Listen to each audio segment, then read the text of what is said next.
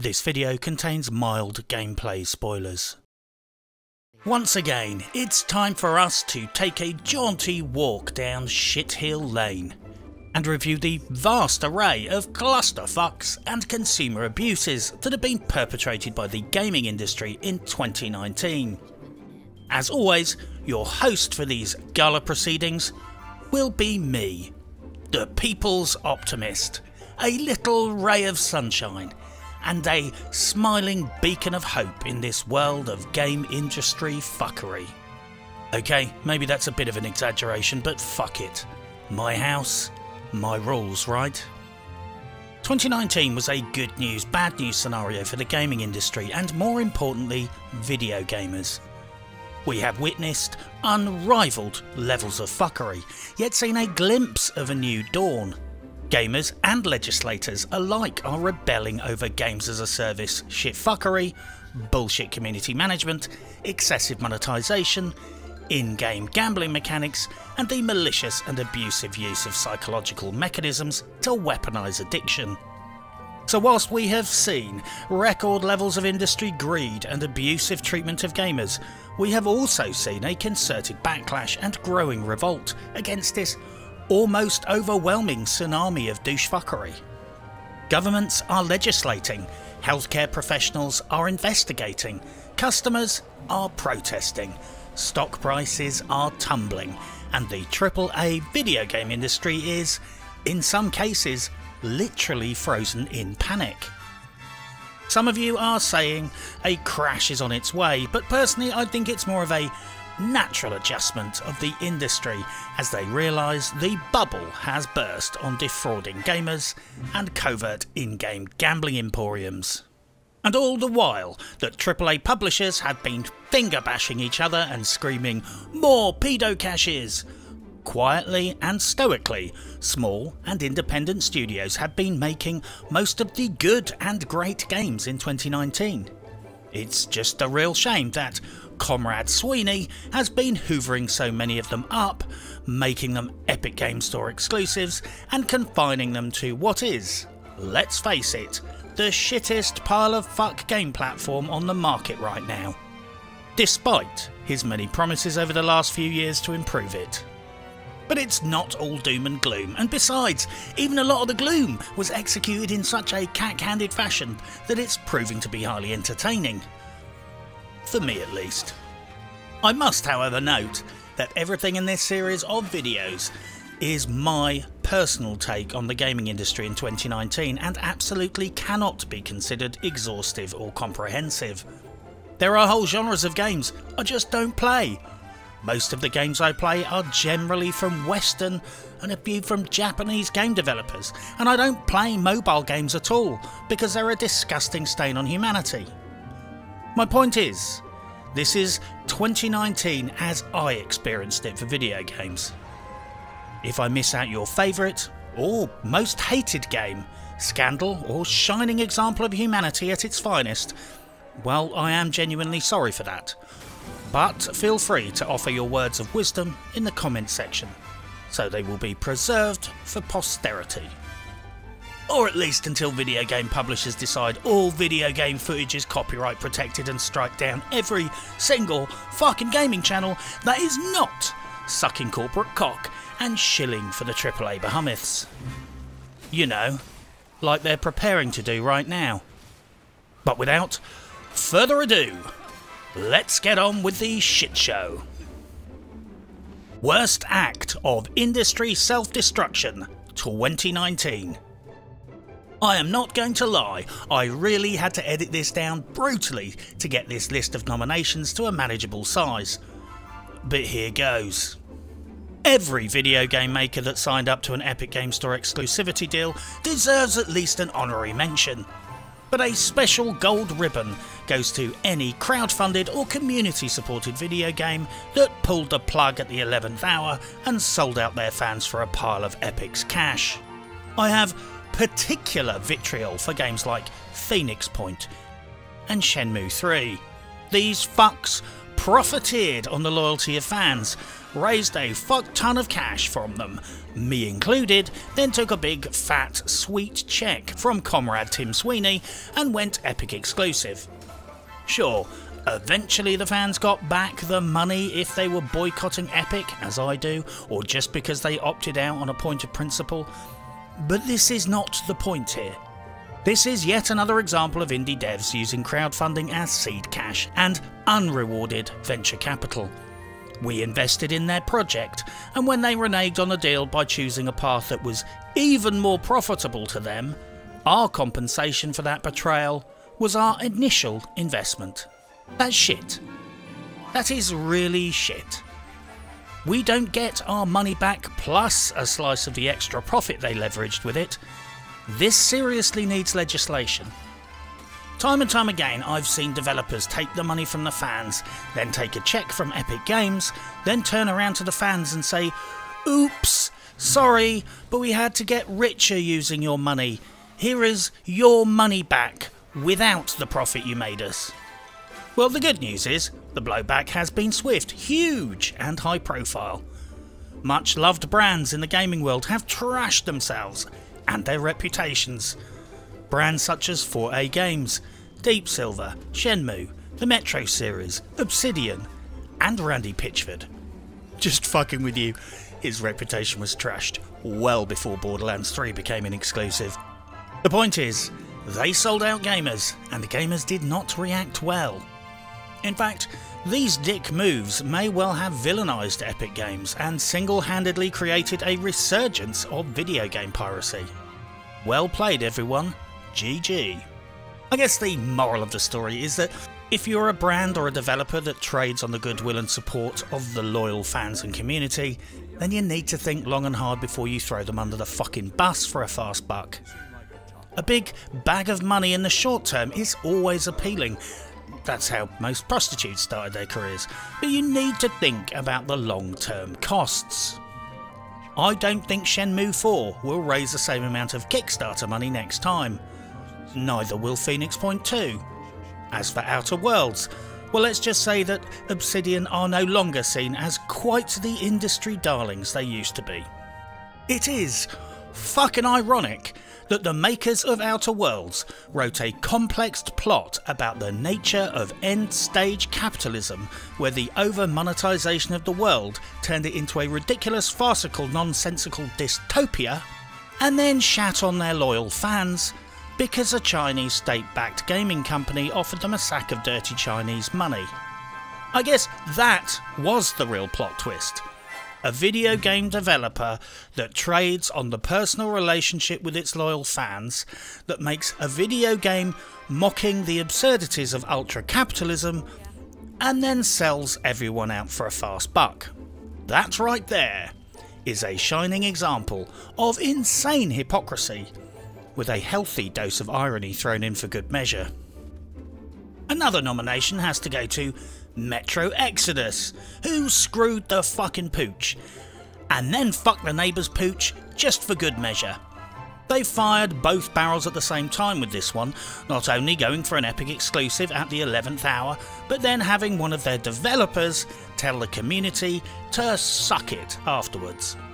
On February the 2nd, Metro Exodus 4A Games developer, Cynet, lost his shit, and on a Russian online forum known as Gaminator, he publicly stated that if players don't like the fact that they moved to Epic Games, then they ain't no fans of his, and their opinion ain't worth a damn.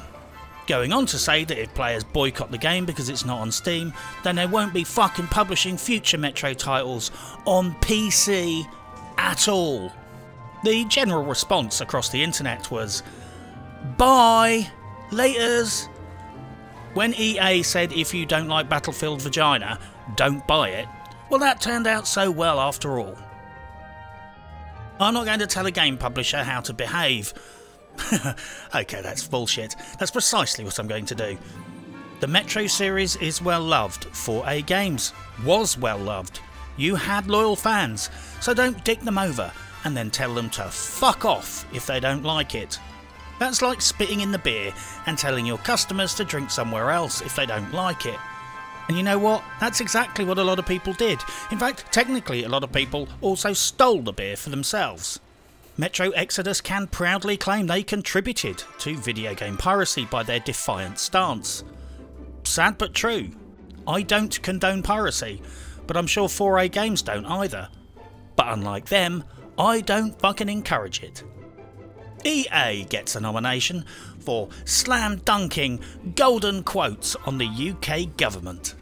Loot boxes are surprise mechanics, and we don't call them loot boxes.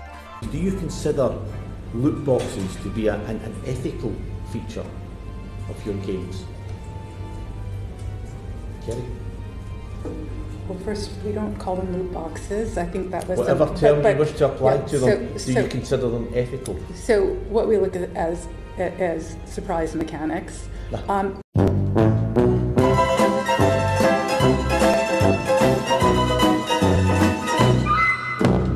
This year, Electronic Arts had the privilege of being called before the Digital Culture, Media and Sports Committee UK government inquiry into immersive and addictive technologies.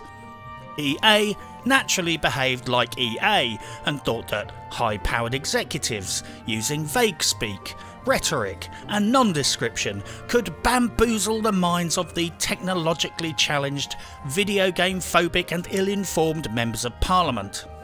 Well, obviously they fucking largely did. However, by the time the report was compiled, not even these dusty, ill-informed parliamentarians had missed the online and media backlash to the horseshit and doublespeak of EA's representatives. The internet was hysterical about the bullshit term surprise mechanics, and it became a fucking meme. Let's just say that by the time the report was written, it took a much more damning tone after the internet had lit up with hilarity. More refined commentators also were very keen to point out that EA was contradicting itself. One minute they don't keep player data, then apparently they do. However, I would note that since the loot box drop rates are manipulated using patented player-specific algorithms, any claim by EA that they don't keep extensive electronic profiles of their players is an act of fantasy. It was also noted that they claim they don't call them loot boxes when they clearly do all the fucking time in other promotional information. So yeah, nice try EA, but no cigar.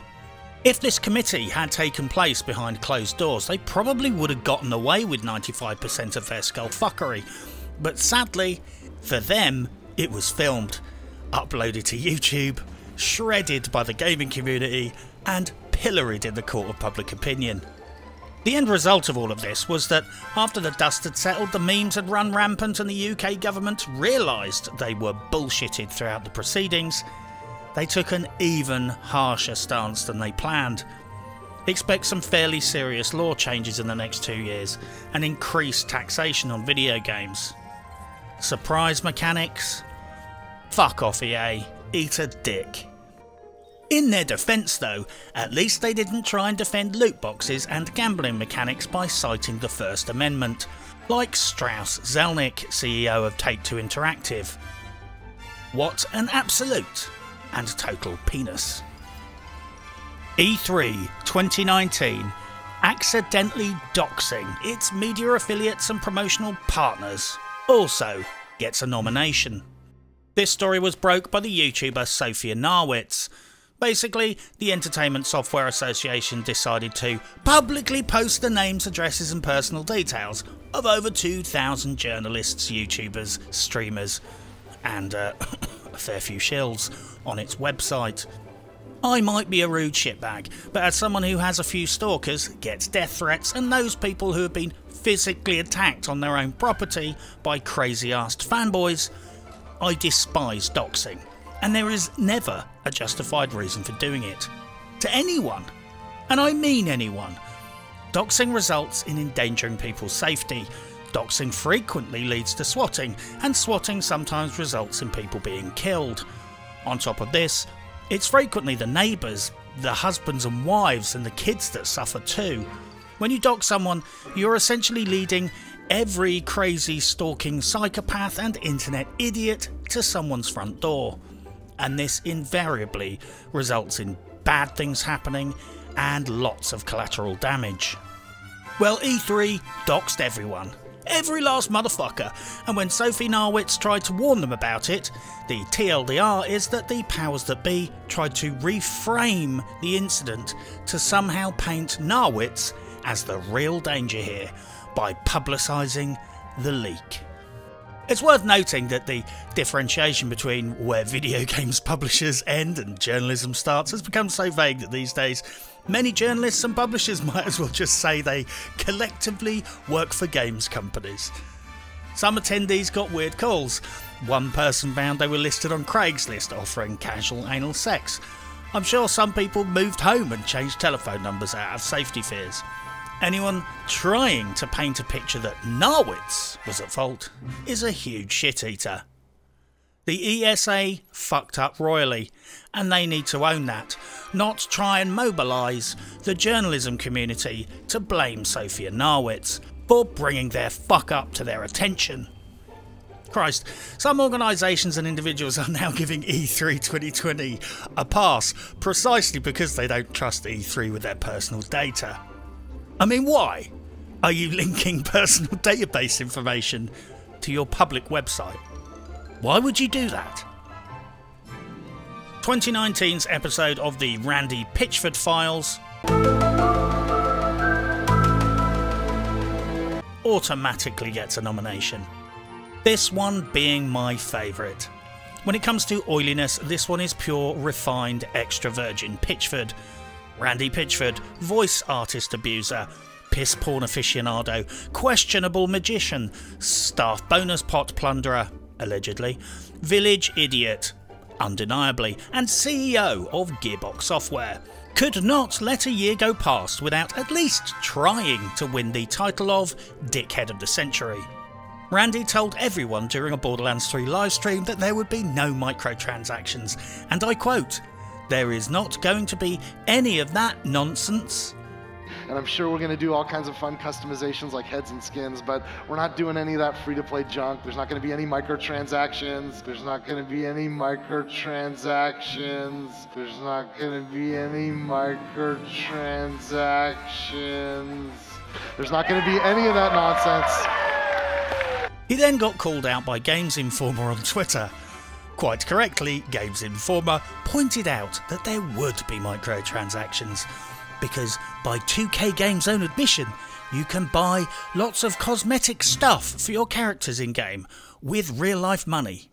Which is precisely what a fucking microtransaction is. Randy naturally did the most Randy Pitchford-like thing he could. He went on Twitter and started going fucking mental, raging at Games Informer and generally losing his shit. As usual. Naturally, he was completely in the wrong.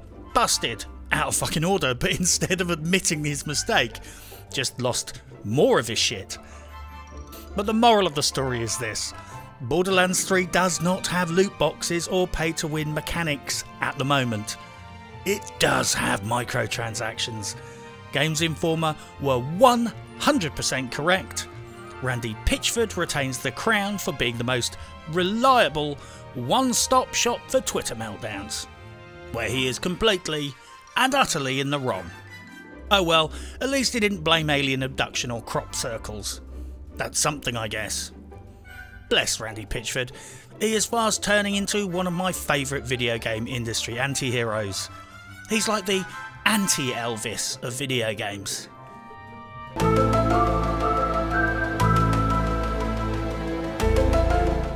I am compelled to nominate Fallout 76 for trying to terminate its most loyal customers.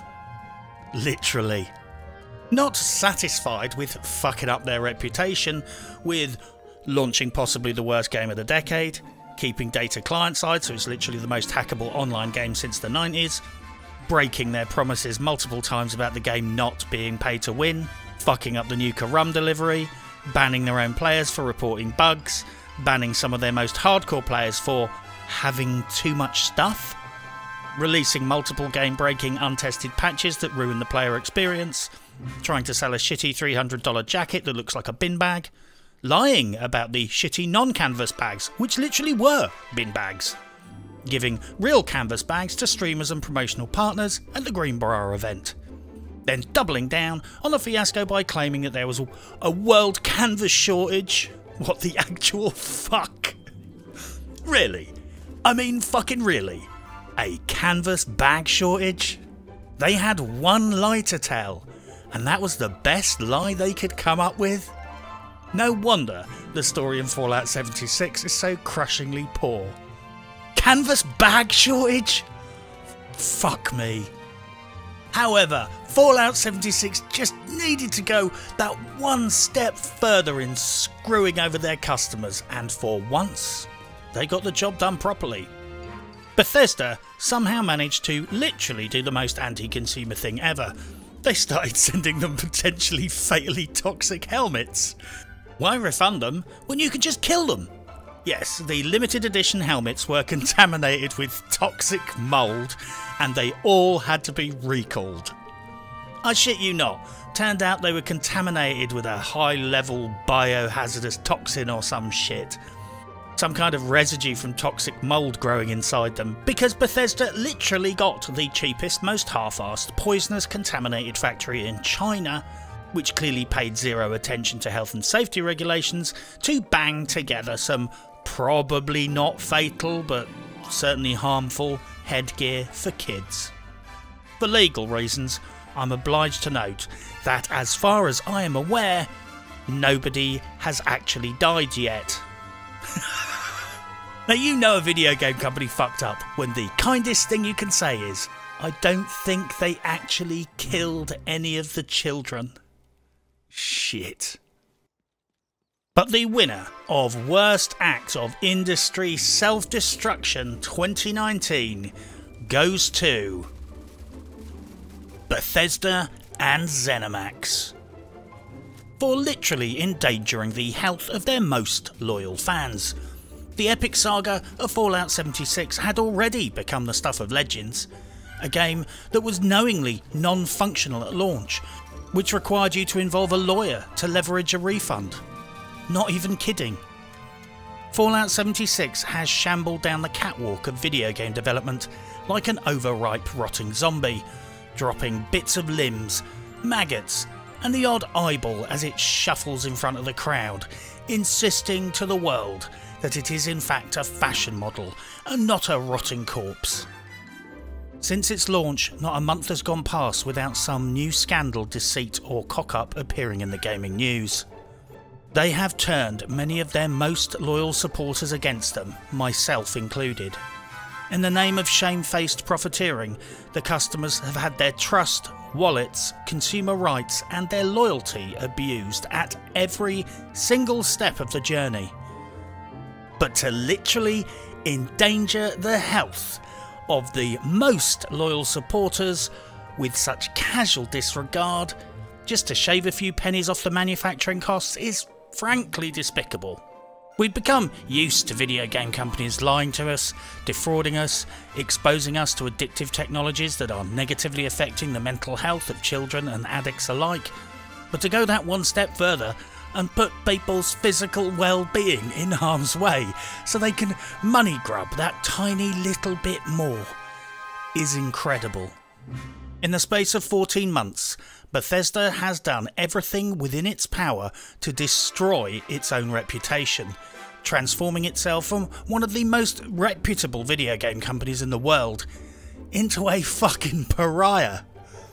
Now they are a company that puts its own supporters in harm's way for a fast buck.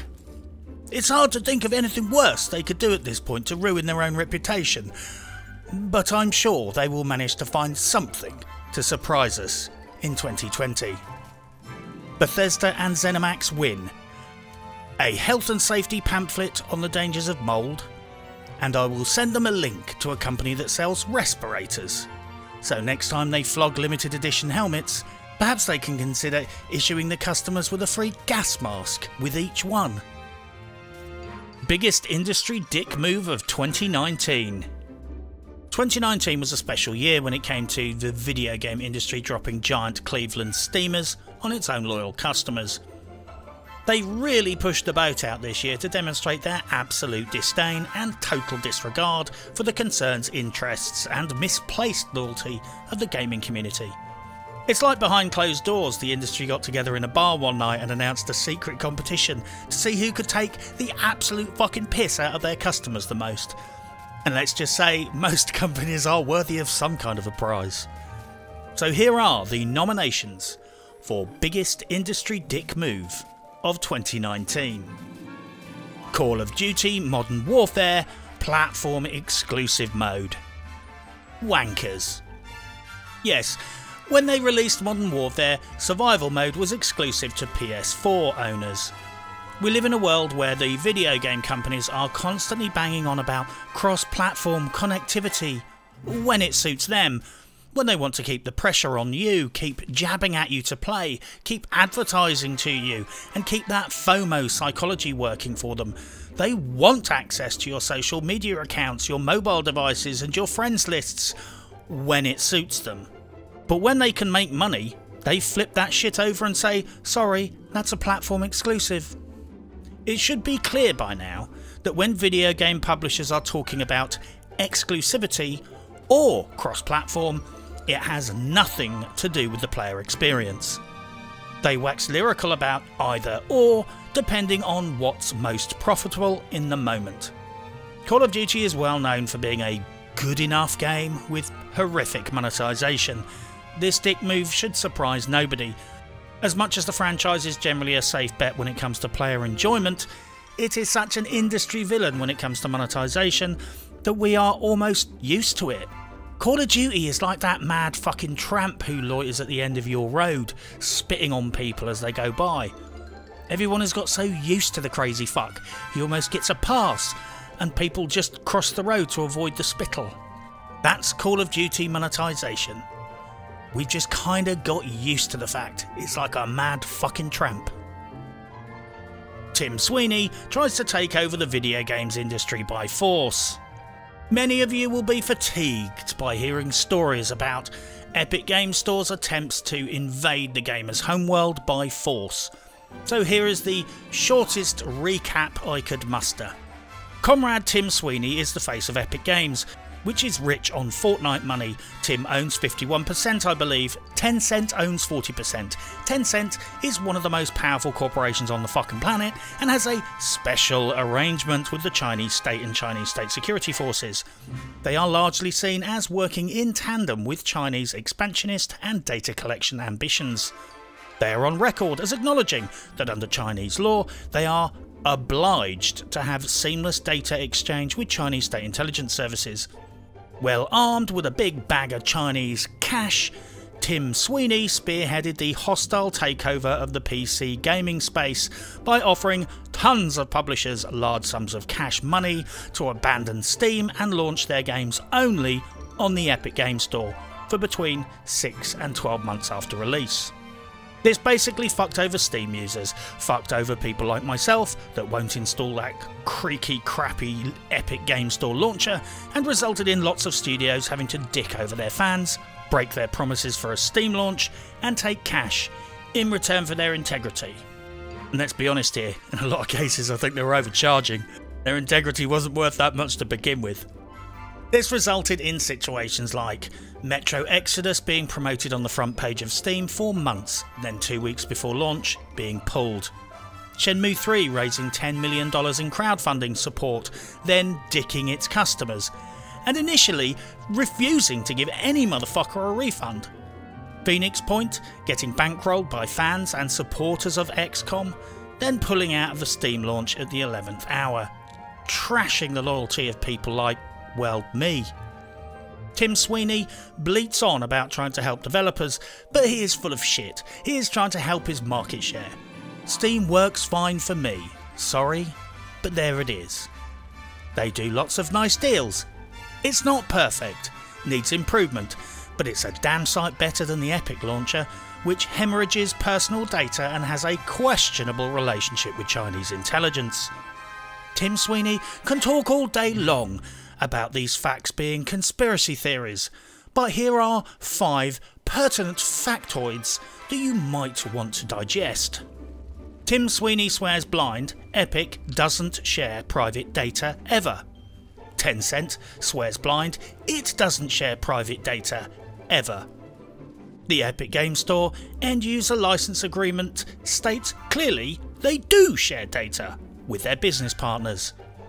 Tencent, one of their business partners, is obliged by Chinese fucking state law to share any and all personal data it gets hold of with Chinese intelligence. The Epic Game Store launcher is considered insecure software by some Western governments and banned from the electronic equipment of certain personnel. I think Tim Sweeney is just hoping that people just trust his social media posts, which he is not legally accountable for, and hopes people won't read the legally binding contracts and end-user license agreements which he is accountable for. I mean, it says it in the fucking contracts. Tim Sweeney is the guy who said on Twitter he won't try and force games into exclusivity by offering cash, then changed his mind 2 weeks later, without a fucking apology. The good news is, all of this shitfuckery has caused such an uproar that his plan might well turn into a very expensive failure and galvanise opposition to his plans. Well, good. The BAFTA Special Award going to Epic Games. Whilst we're on the subject of Epic Games, BAFTA also gets a Dick Move nomination for giving a special award to Tim Sweeney, putting aside the fact that it makes BAFTA look like you can just be paid off to give out awards, which is obviously what happened. This situation is tragically ironic. They literally honoured the guy for his impact on the industry. For most of us customers, that impact was entirely negative. For many of the publishers, it turned out negative in the long run too. In fact, it only really genuinely benefited Epic Games' exclusivity list, and the shareholders, owners and investors that got a slice of Epic Games' payoff. This award just looked fucking stupid. This would be like giving a business award to Vivendi if they had managed to pull off their hostile takeover of Ubisoft.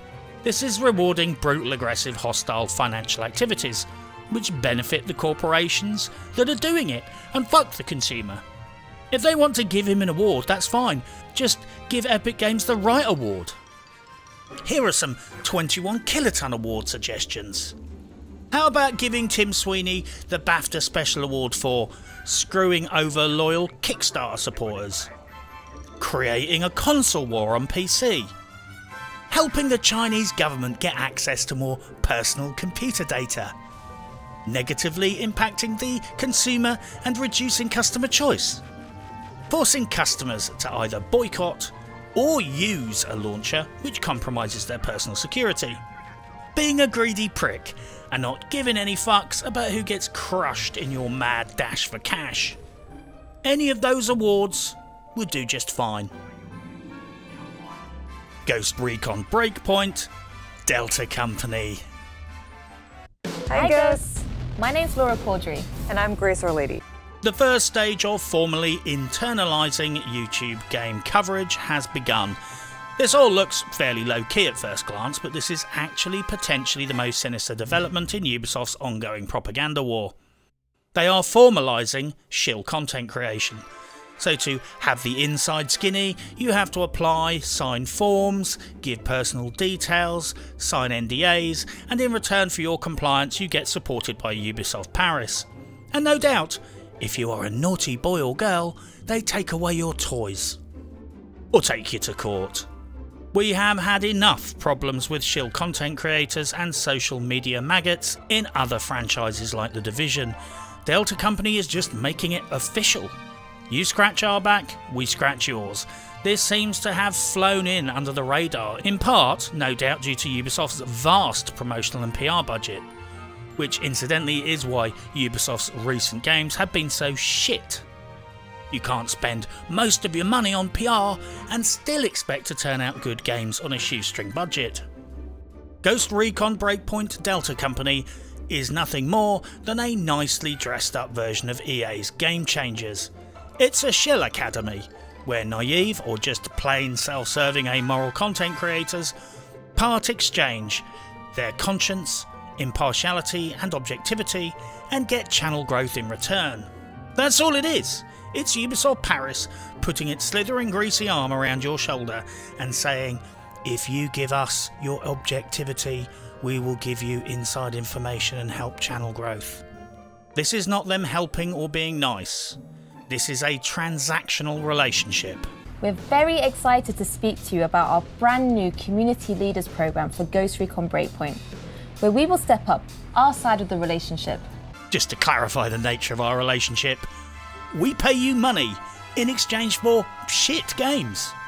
If you actually manage to squeeze out a non-shit game anytime soon, please let us know. Or even better, fix the shit games we already paid for. Then your share price might stop tanking. The Blitzchung travesty. It's not every day that a video game publisher acts so ruthlessly to defend a foreign nation involved directly in oppression and the ruthless suppression of democracy. And it gets fucking weirder when you consider that the company doing it is Activision, an American corporation which incidentally benefited from huge US government tax breaks last year. The country it's defending is China, and it caused such consternation in America that members of Congress wrote to Activision, not so politely asking them what the fuck they were thinking. The TLDR is this: Hong Kong was returned to the Chinese state under a set of rules, many of which are to do with political autonomy from China, enjoying the privileges of special administrative status. Basically, it has political and economic freedom, but China kinda owns it. China keeps breaking the rules and meddling with politics and trying to move the goalposts and arresting people and torturing them when they cross the border into mainland China, and generally trying to renege on the agreement. The current shitstorm was caused by China trying to force Hong Kong into the realm of Chinese legal enforcement with the introduction of the Hong Kong extradition bill. The bottom line is, this would mean if China doesn't like you, it can extradite you to China from Hong Kong and fuck you up. Considering China is a country that vanishes people and beats and tortures them without trial for things like being Muslim, being Tibetan, criticising government policy, calling their president Winnie the Pooh, or, as is often the case, for no fucking reason other than they don't like you. Well, naturally, people in Hong Kong shit the bed and protested. And they have been protesting since March 2019. This law is fucking ridiculous. China is the most oppressive state on earth. Why in God's name would Hong Kongese sign up to a law where they could be kidnapped and imprisoned for years in mainland China according to the whim of China's secret police? Every non-communist could potentially be bussed over the border, just like the Chinese government busses militant communists into Hong Kong to try and sway the elections. Just saying. Hong Kong protesters have been beaten, arrested, beaten some more, gassed, beaten again for good measure, and in some cases shot. Blitzchung, Hong Konger and Hearthstone esports champion, made a rather low-key protest during an official esports live stream event.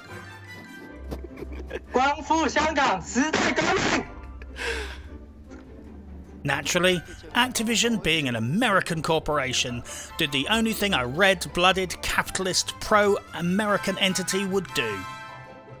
They banned Blitzchung for a year, confiscated his prize money, and just for good fucking measure, to curry additional favour from their tyrannical Chinese overlords, they sacked both of the presenters too, who had nothing to do with it.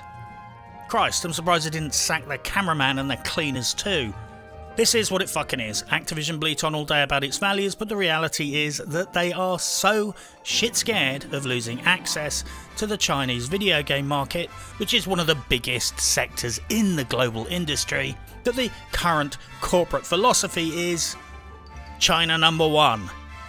Needless to say, Activision backed off a little, I think, and told some lies about what happened as damage mitigation, but basically nobody believed them. credit to Blitz Chung. He stood up for his principles. Fuck Activision, because despite what they say, they don't have any principles. Mordau cancelling Steam family sharing. It pains me to mention this incident.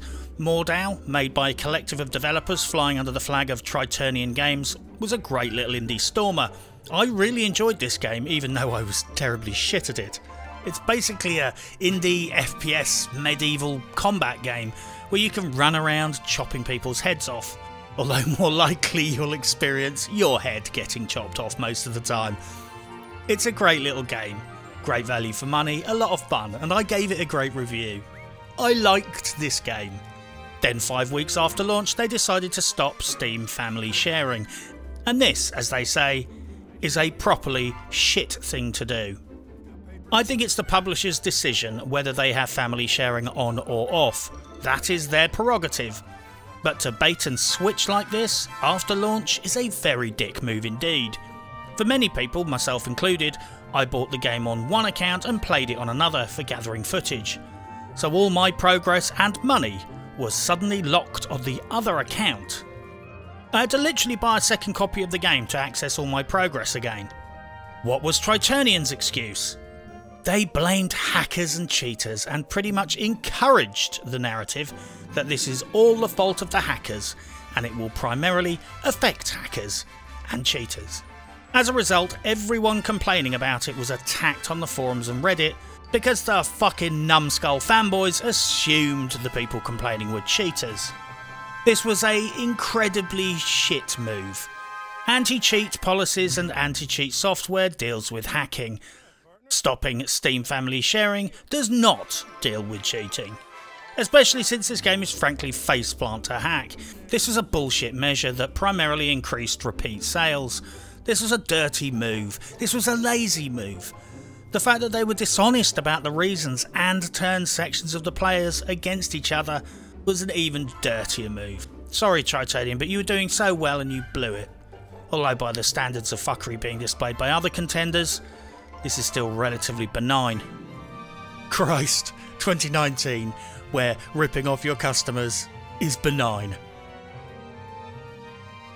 Ubisoft for rinsing the players with The Division 2. Well, everyone was warned that Ubisoft was going to Destiny 2 the community with The Division 2, and that is precisely what they've done. They took away a barely serviceable game, which had several much-loved DLCs, made us pay all over again, then delivered us less game, more broken, with less content, and the DLC pass turned out to be worth precisely nothing. Ubisoft should be ashamed for not only repeating the exact same games as a service bullshit as with the previous title, only doing it worse, monetising more, providing less support and seemingly giving no fucks about the optics. They literally followed the exact same script, only faster and with less value for money. Ubisoft really should feel ashamed for doing exactly what everyone feared and justifying it by saying we have to start from scratch because the game engine won't let us fix everything, and then rolling out the game on basically the same fucking engine, even more broken than before. If you want to know how to destroy a franchise, just study The Division 2. Because this is a masterclass in how to tank an IP and tank the already battered reputation of Ubisoft. The Sup Matto scandal. This is a sorry tale of blatant corporate bullying, DMCA abuse and all-round general crushing of a YouTuber. However you spin this, it's shameless corporate bullying. Sup Matto was a YouTuber, streamer and general all-round Borderlands fanatic. He managed through entirely legal and public domain information to deliver breaking news and hot leaks about Borderlands 3 prior to release. Now there is an important distinction to be made here, which is important because pretending this distinction doesn't exist is precisely the tactics used in this instance and will increasingly be used by game publishers in the years to come. I'm going to oversimplify this, but for the purposes of this explanation, there are generally two types of leaks. Let's basically refer to them as dodgy and legitimate. And let's ignore deliberate leaking when corporations pretend something is a leak when really it was them leaking it as part of their PR machine. But anyway, dodgy leaks are when people within a company privately give information to journalists and the like. This may or may not be legal, may or may not be in violation of contract. This is basically when someone within a company takes it upon themselves to give information to an outside party. Legitimate leaks are when someone uses genuine investigative journalism, information in the public domain, and good old-fashioned detective work to figure out what's going on and break the news. Well, basically it seems that Supmato was breaking news on legitimate leaks, but in order to shut him up and cover up their own negligence, 2K Games decided to treat him as if he was doing some kind of dodgy leaks and decided to fuck him up. Now it turns out that Supmato primarily got his information from the Twitch mobile app, whilst Borderlands 3 were doing closed tests on Twitch. Because they were fuckheads, they didn't realise that the mobile app would keep posting random thumbnails up for all and sundry to see. Supmato and his cohorts collected these little scraps of information and compiled some conclusions based on these. I'm no lawyer, but by my understanding, technically these thumbnails had been published in the public domain by 2K Games, albeit through negligence and accidentally, but they had published them on the internet. So they were now in the public domain and the content creators were de facto allowed to report on them. So whilst being entirely in the right, using information in the public domain and on the right side of history, what did 2K Games do? Well, they sent some private investigator goons around to his property and started intimidating him. Supmato, having no experience of this kind of scenario, was unaware that he didn't have to say anything. Didn't realise he could tell them to leave because they were on private property. They got the drop on him basically and scared the shit out of the lad. Shortly afterwards, his Discord channel was deleted and he shut down his Twitter account. Then 2K Games followed up by hitting his channel with well over 100 copyright strikes, resulting in his channel being deleted from YouTube. Supmato has basically vanished. Last time I searched, he had no Twitter, Discord, Reddit or YouTube account. The channel he worked hard on for years has basically been destroyed overnight for leaking, of all things, Flax skills based on information he gleaned from 2K Games' own published thumbnails. Copyright strikes are for copyright, and they just hit him with a ton of them because they knew he couldn't afford to spend 100 grand a pop fighting in court against 100 lawsuits. Sadly, might is usually right in the courts. I mean, Elon Musk called someone a fucking paedophile on social media and still couldn't be sued for defamation. I guess being a billionaire means a lot when it comes to justice these days. This whole situation makes me very sad indeed. To me, at least, this looks like a very clear example of a video game publisher fucking up and then suppressing that fuck up by blaming the person who discovered their mistake and ending them. I'm glad Borderlands 3 was an Epic Games Store exclusive, because now I have 2 reasons to boycott it.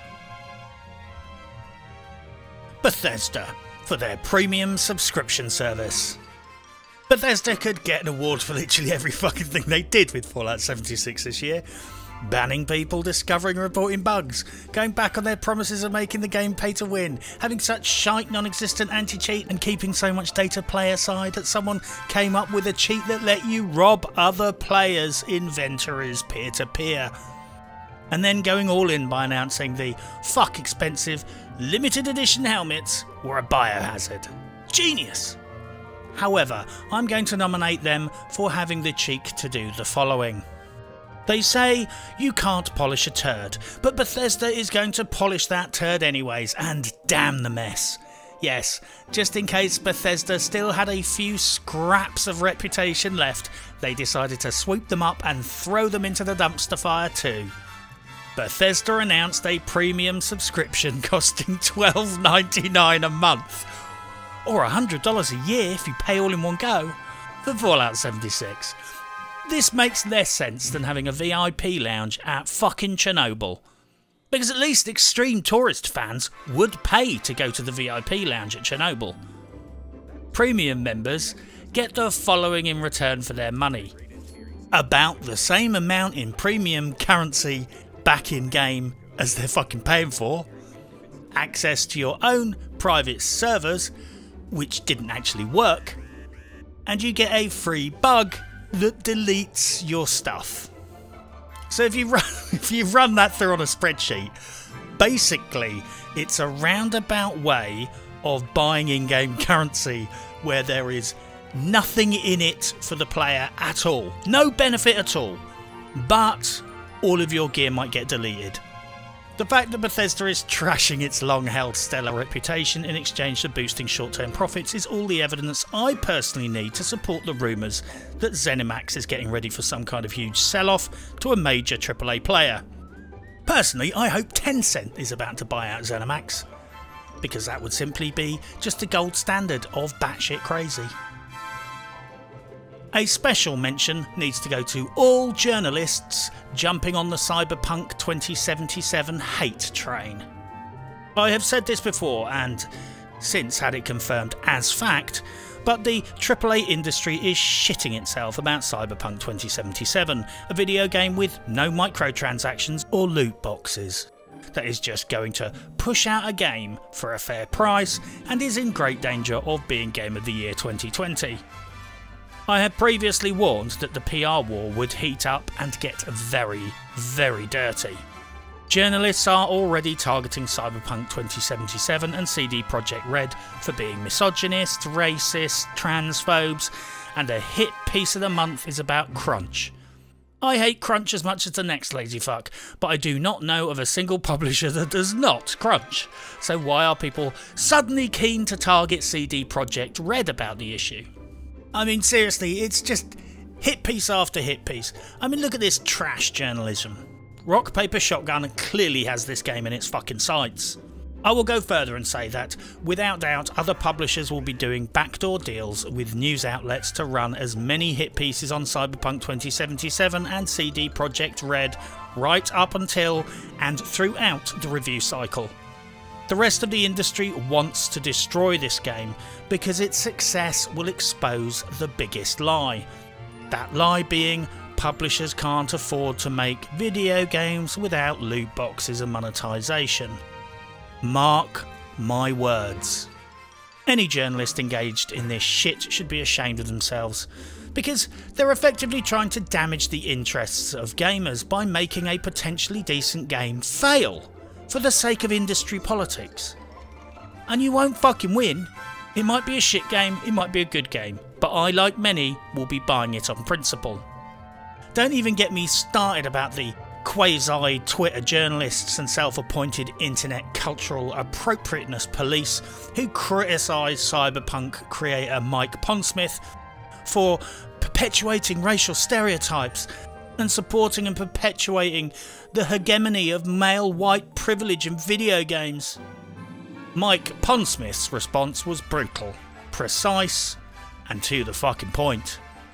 It's my game, so fuck off. I'm black, so don't tell me what to be offended by. In this age of political correctness, offence mongering and public relations bullshit, it is frankly refreshing to see a creator just turn around and tell a bunch of fucking idiots that they are fucking idiots, and they should shut the fuck up.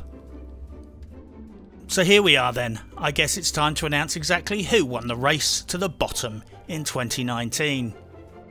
And the winner of Biggest Industry Dick Move of the Year goes to Comrade, Tim Sweeney and Epic Games. Because I have rarely seen someone being such a disingenuous shit whilst trying to masquerade as a hero. This guy's heavy-handed clobbering of the industry with Chinese money fucked over players, fucked over loyal fans, and frankly ended up fucking over the developers and publishers that took the bribes too. This caused industry-wide betrayals and industry-wide trauma, and all because him and China want to increase their market share.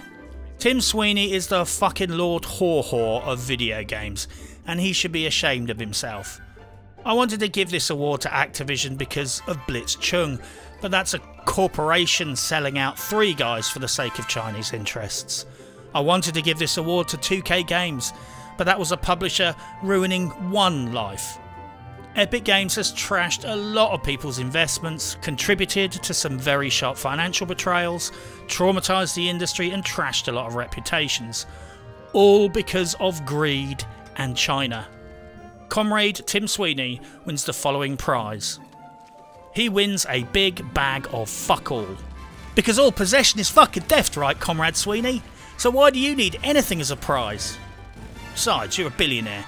A billionaire working for the communist state-run multi-trillion-dollar corporation. And yes, I'm struggling to wrap my head around that conceptual irony as well. I guess one common thread that runs through a lot of the issues I've talked about in this video is this. Video game publishers spend a lot of time telling us all about their values and how much they care about us, and then do something else entirely. They talk all day about how the customer comes first, how keeping the players happy is priority number one, and how they have all these wholesome, pretty values that align with ours. And they shit on the players, blindly put profit before every other single consideration, including honesty and integrity, and both give and take payoffs in pursuit of said goals. Christ, they even act as proxies for the propaganda department of the Communist Party of China, which hilariously has changed its name to the Publicity Department of the Communist Party of China. If anyone needs any evidence that public relations departments should be treated with great scepticism, well, there you have it. More horseshit, more natural justice, and maybe even some decent video games will follow in the next part. But for now, good luck and happy hunting.